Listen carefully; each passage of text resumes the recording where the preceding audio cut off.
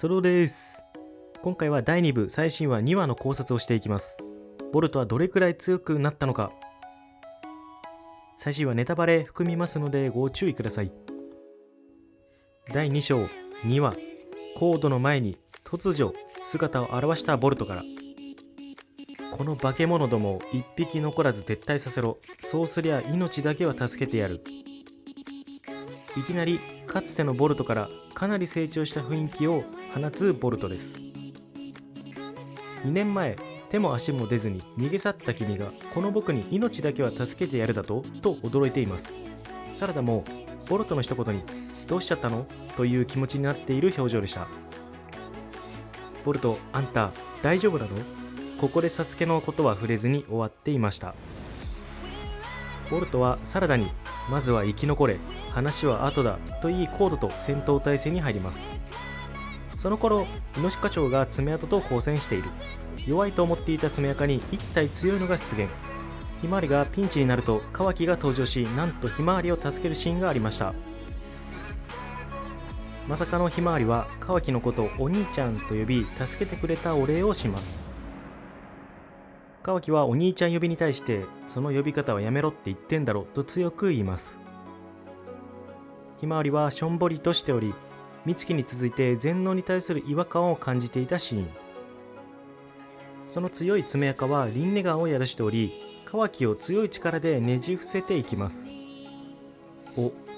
つつきと爪垢はつぶやいており、十尾の意志そのものが垣間見えたシーンでした。サラダも爪痕と交戦し、豪華球や千鳥を披露し、成長ぶりが見れました。サラダはなんとまだ下忍のままであると明かされ、ナルトへの崇拝を感じます。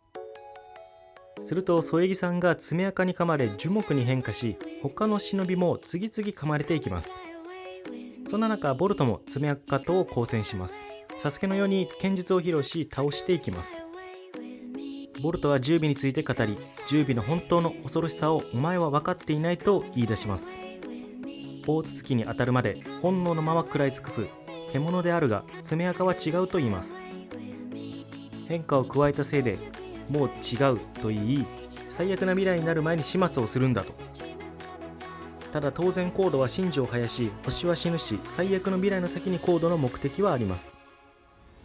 ここでボルトは再度、命だけは助けてやる、その代わり案内しろ、十尾の本体がいるところへ。はっきり言うがお前を殺すのは簡単だ、リミッター解除コードを簡単にだと。ボルトは螺旋岩、渦飛行と新技を披露しようとしたところで2話は終了しています。出だしはボルトの強者感、サスケのような面影を見せており、さすがに興奮しましたよね。ボルトの口から数々の謎発言がありました。サラダにはまずは生き残れ、十尾の本当の恐ろしさを、今なら間に合う、お前が手綱を握れているうちに、誰にとっても最悪な未来だ、未来史を見ているのは間違いないでしょう。コードも避けれないほどじゃないし、ピンポイントで顔面着地もそういうこと。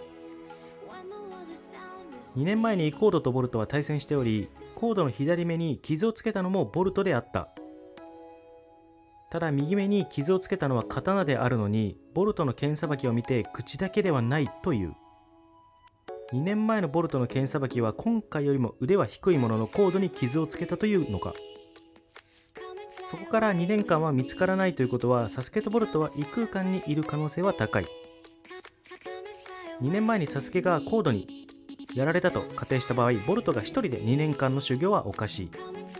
ただサスケと3年間一緒にいたから、性格がただ単に似ただけとも思えない。どの原作も主人公が強くなる時の一つとして、闇落ちのような覚悟を持つ時がある。ボルトの目がキリッとしているのも、未来史を見たことによっての覚悟があるのがわかる。兄弟喧嘩で終わらせるために強くなるのもそうですが、忍びの未来のために覚悟を決めている。つまりはコード戦後の2年間に何かあったわけですが、無模式と必ず何かあったはず。ボルトが見た全てを失うの未来史のように、まだ絶望展開は残っています。トネリが言った破滅に対する希望の光、全てを失う以上の絶望がまだ残っている。無模式ができることはボルトの体を乗っ取るだけなので、まだ諦めてはいないはず。仮に結託というか仲良くなるのは青年期で、その破滅が来た時に仲良くなるのは間違いない。ボルトが未来史を見れるようになってれば胸熱ですが、桃式が見たものを見るような感覚。ようやく破滅が何なのかをボルトは見ており、それの引き金が十尾であることを知った。その十尾の恐ろしさを未来史なのか桃式から聞いたのかトネリかはまだわからない。十尾をコードが手を加えたせいで何が違うのか、それは個体になっていること。樹木化したシーンを入れたのは、こうして生命エネルギーを個体が吸収できるということ。かぐやがかつてした無限つくよみで何が起きたか、真珠に生命を吸収して絶望展開が起きてます。個体になったせいで十尾は生命エネルギーを吸収でき、ますます強化されていくこと。そして意志があることで、おそらく手に負えない人中力のような個体が出てきます。そもそもまだ謎が多い十尾真珠ですが、真珠は生命を吸い上げチャクラの実を宿します。ただボルトでは大筒木を食べさせてもチャクラの実を宿すと言われています。大筒木自体は生命を食らい尽くしたバックアップデータなので、一人で足りるのでしょう。裏を返せば十尾は大筒木を食わせなくても生命を吸収すればそれなりに機能すること、それをボルトは危惧しているということになる。サラダに生き残れというのもそういうこと。あと謎なのが、ナルトでは十尾を復活させたらかぐやが復活したというところです。その個体の十尾のチャクラの実を食べれば、その十尾と一心同体のようになると仮定はできる。そうなるとボルトにいる十尾の個体も新たな大筒木が復活する可能性も十分ある。ナルト十尾はかぐやになっているので、ボルトの十尾は未使用の可能性もある。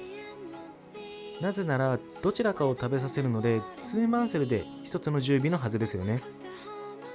地球にある散らばった美獣を集めて十尾を復活させる思考が一式にないのはなぜか。つまりはもうかぐやに使用されていて別個体の十尾を用意するしかないとかもあり得る。ただ十尾から新たな大筒木が出てきてラスボス展開の方が面白いがどうでしょう。でも別個体十尾をすんなりと用意できるわけもないので、あの異空間にいる十尾は訳あり個体。まさかもう十尾が暴れるような展開が青年期でいきなり開催されるとなると急展開ですね。あとボルトの新技螺旋丸渦彦は興味深い。渦彦螺旋丸じゃなくて統治法というね。ってことは螺旋丸で投げたり飛ばしたりぶつけたりとか物理的なネーミングではなさそう。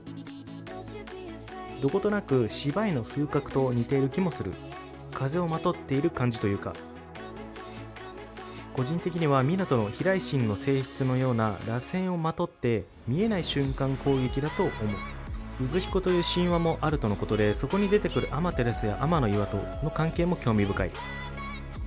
しかしボルトはここまで単価を切って負けるという展開はさすがに想像できないし嫌ですよね。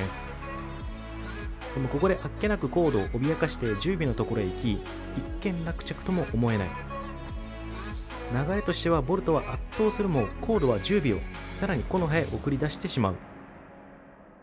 それでどんどん十尾が生命を吸収して、ついに十尾は手に負えない展開が欲しいところ。それでコードがリミッター解除の意味はなくなりますが、十尾を吸収して人中力的な感じになる。リミッター解除は次元を上回る力、つまりはナルサスを上回る力をボルトは超えたというカマセイヌ。コードは十尾の力を使い木の葉を崩壊させていき、ボルトがそこで変化をする流れ。上眼とかでそのコードを制圧して一旦幕引きで次はカワキがコード路線とかかな。しかしボルトもひまわりに会いたいだろうし、その感情を捨ててまで自分と戦ってきた。そんな中カワキのことをお兄ちゃんとか呼んでいて、さすがに辛いですよねこれは。必ずボルトはひまわりや美月と再会してわだかまりを揺るがしてくれると思われる。ご視聴ありがとうございました。次回もよろしくお願いします。チャンネル登録、みんなの感想コメント、考察コメントぜひお待ちしております。